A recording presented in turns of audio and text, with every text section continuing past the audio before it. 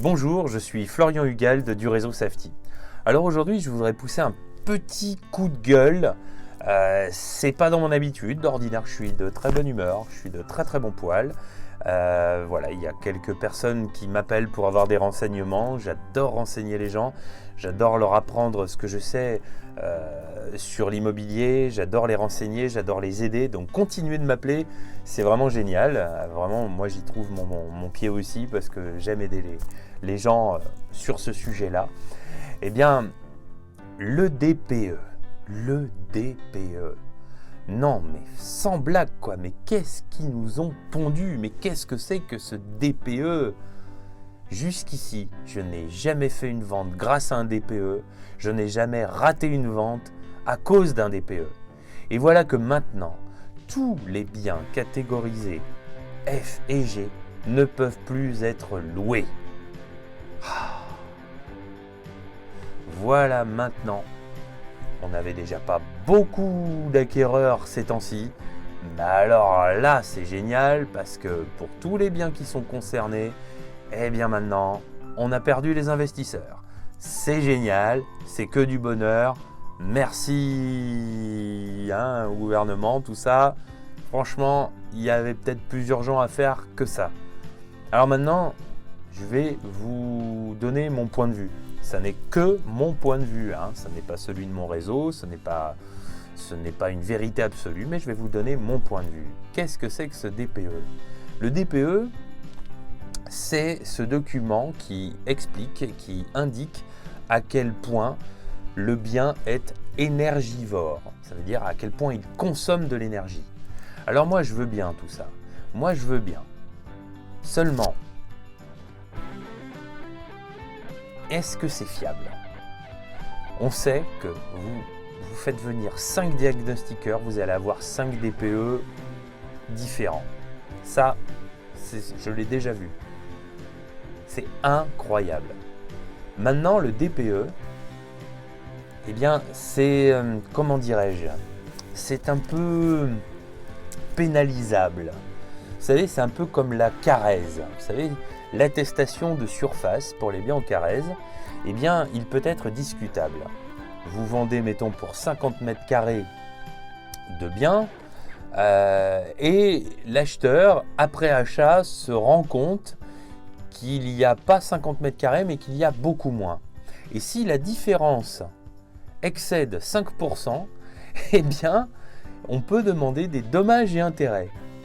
Et donc, il va demander des dommages et intérêts à son vendeur et le vendeur, lui, va responsabiliser le diagnostiqueur qui a établi le diagnostic Carèse.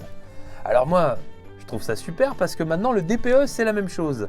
Alors vous pouvez être en A, B, C, D, E, F ou G, mais si le diagnostiqueur, il est entre le E et le F, sachant que si vous êtes F, vous ne pouvez plus louer, bien si c'est limite, eh bien il va pouvoir tendance à préférer le E. Pourquoi? Parce que s'il met... il va pouvoir, préférer le F. Qu'est-ce que je dis? Il va préférer le F. Parce que s'il met le E et que l'acquéreur refait un diagnostic et qu'on trouve F, il peut se retourner contre le vendeur qui va se retourner contre le diagnostiqueur. Exactement comme pour la Carèse. Voilà pourquoi c'est n'importe quoi. Donc maintenant, eh bien, on peut empêcher des ventes à cause de ça.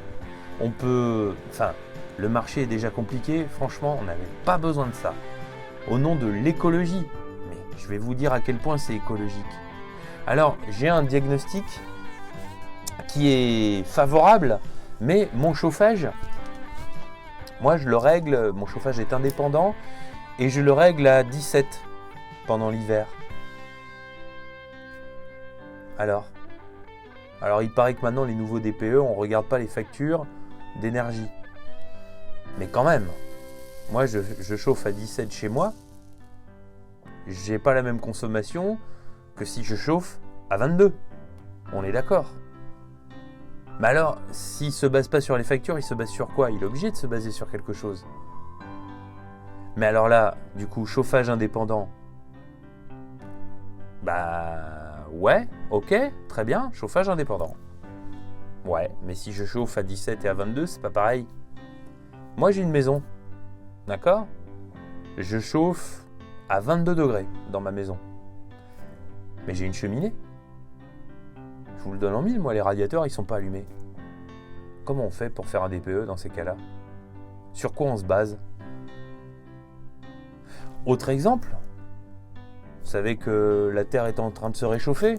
Alors, on allume la clim l'été. Finalement, est-ce qu'on n'a pas plus cher de clim que de chauffage l'hiver? Moi, vous savez, j'ai eu à vendre une maison qui était en F. Donc, passoire thermique, enfin, c'est désigné cocktail, une passoire thermique. Très bien. Alors, cette passoire thermique, vous savez, c'est une très vieille maison avec des murs en pierre, les murs qui font 70 cm de large. C'est vraiment des gros murs. Alors, là, je peux vous dire que l'été, il n'y a pas besoin de clim. Il fait bon. Par contre, le mec qui a un truc dernier cri, la maison qui a été construite l'année dernière, lui, par contre, il fout la clim à fond. Lequel consomme plus? Bon, franchement, c'est n'importe quoi. C'est n'importe quoi. Ce DPE, c'est vraiment n'importe quoi. Et à côté de ça, il y a des gens, ah bah ouais, mais... Et du coup, ils se privent d'un beau projet, parfois, à cause de ça. N'importe quoi. Alors voilà, je suis désolé, je suis en pétard, je voulais pousser un coup de gueule. Voilà, bah ça m'arrive pas souvent, mais quand je suis en pétard, voilà, c'est pas fiable, ça vaut rien du tout, c'est n'importe quoi.